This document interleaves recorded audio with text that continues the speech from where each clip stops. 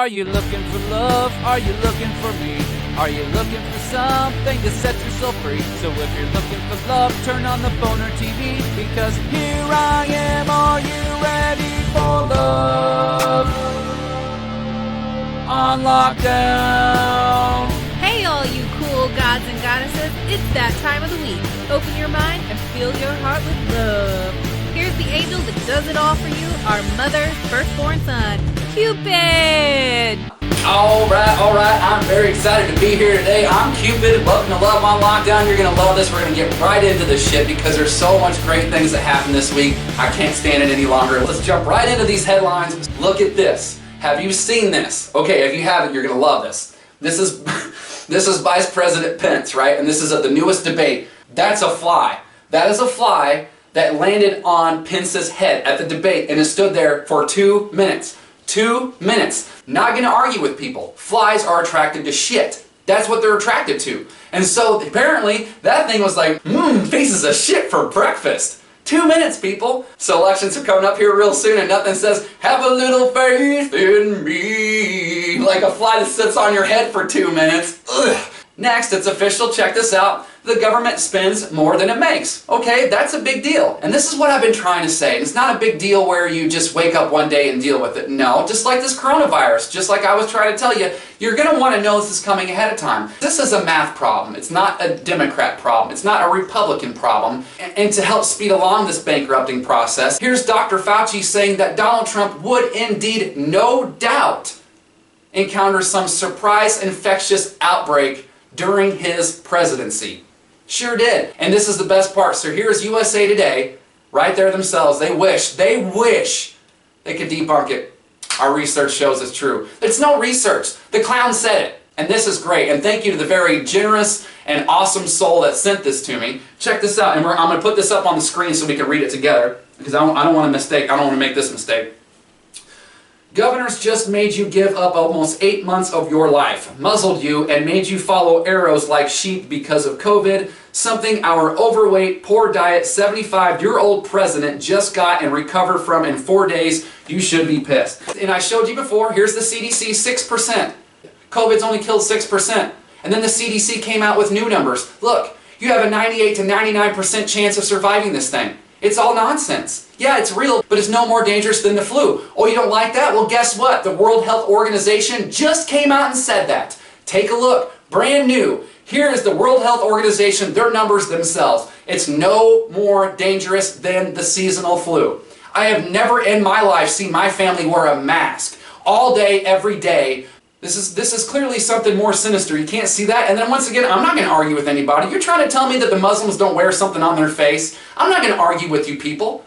So everything's been proven. Everything has been proven wrong. So there are two types of people right now. Those of us who are pissed because this country has been pushed into a Great Depression over nonsense. You can get 500,000 people to rally in St. Louis over the Blues winning, but you can't get 500,000 people to rally over this country being pushed into bankruptcy, which it was going anyway. It's because the debt. It's all smoke and mirrors, all this shit that we're getting better, the debt is, that's why none of this makes any sense to me. This is what we want. We want this to fall so we can rebuild in a better way and not build some system that's led by a bunch of pederasts. What's a pederast, Walter? Shut the up, Donnie. So one more thing before we move on. Here's Citigroup. Citigroup got fined $400 million. Guess what? By the time I got done saying fine $400 million, they just made that money back and then some. No one went to jail. They got fined $400 million because them, like all the other banks, they're corrupt, they're scam artists, they're frauds. Yeah, but they got fined $400 million for being that way. No one's going to go to jail, so just continue on. The billionaires and the banks, they're doing great. Look how great they're doing through all this pandemic. They're doing fine. But yeah, we'll rally in the streets for the Blues, but not for this. And one last thing. Thank you very much for standing up and indicting Netflix over the sexualization of children. Let's see how many other states follow. Anyone else who wants to help, that'd be great, because that's what love does. Now on to the... Dummy. Oh, you hear that? That's the rumbling of the loins of the gods, which must mean it's time for the weather with ancient goddess Kiara Rose. So Kiara, what's the forecast this week?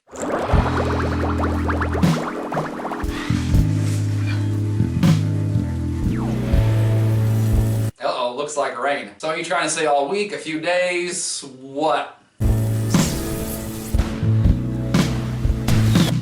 Yeah, who cares? Do you consent, Climate? Yes. If you like what you see, please check out more of Kiara at KiaraNation.com. That's KiaraNation.com.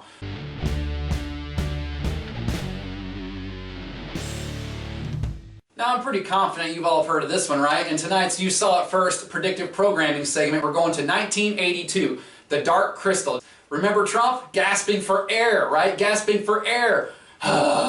Aquarius, air sign. We've been talking about this for weeks. What else do I need to do to show? Like, I don't understand. Let's listen to 1982 Jim Henson's movie Dark Crystal tell us the importance of these Saturn and Jupiter conjunctions. The Great Conjunction is the end of the world! Oh, the beginning? Another great conjunction coming up! The last 20 years was in 2000, Y2K, it was nuts. The last 20 years before that was 1980, Mount St. Helens went off. 20 years before that was the Civil Rights Movement. 20 years before that was 1940, the beginning of World War II. 20 years before that was 1920, the end of World War I. Big change! Sometimes good, sometimes bad. And did you see what, just like the Twin Peaks, right? It's saying the same thing. Some good, some bad. Jupiter and Saturn in conjunction. What this indicates to me is the potential for explosive change, good and bad. Big change! Sometimes good, sometimes bad.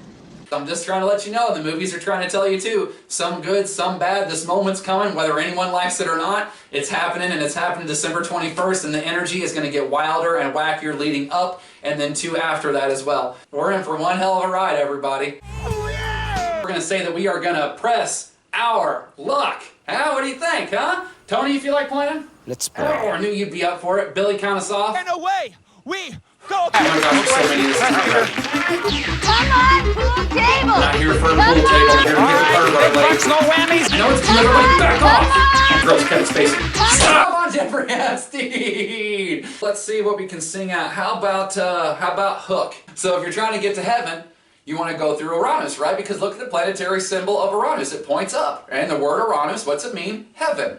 And Saturn is the hook. Saturn is an earth sign. Because Saturn is restriction, it's control. Are you being restricted? Are you being controlled? Are you more free now than you've ever been? Be honest with yourself. So Uranus points up because it takes you to heaven. One brings you down, bringing you back. Just like the song says, because the hook brings you back. I ain't telling you no lie. Because the hook... See, every singer has a range. I just found mine. See you later. Boo!